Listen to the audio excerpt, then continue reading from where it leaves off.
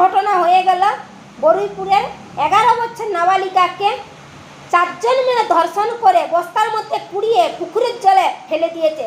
মানে কি বলবো, এখনকার সময়টা একটা এমন জায়গায় দাঁড়িয়েছে, একের পর এক ঘটনা হয়েই চলেছে। মানুষের মনে কোনো ভয় নাই, কোনো বাচ্চা বড় কিছুই মানামানি নাই। সত্যি মানুষ একটা জঘন্যের জায়গায় একটা পরিণত হয়েছে। হ্যাঁ, কিছু মানুষ এরকম আছে যে তাদের মনে এতটাই ডর ভয় চলে গেছে যে কিছু সে মনে করে নাই যে কি করছি, কি করতে চলেছি আমরা এগুলো।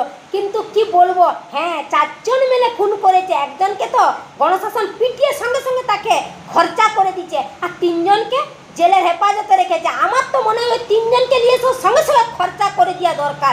কেননা এদেরকে যদি এভাবে মানে প্রশ্রয় দেওয়া হয়, এরা তো মানে একটা না একটা ঘটনা ঘটছে আর ঘটেই চলবে। এদেরকে যদি সঙ্গে সঙ্গে খরচা করে দেওয়া হয় না, এরা মানে ভয় থাকবে মানুষের মনে, 10 বার সোচবে একটা খারাপ কাজ করার জন্য। সত্যি দেশটা আমাদের এমন জায়গায় চলে গেছে, শিশুকে পর্যন্ত ছাড়ছে নাই।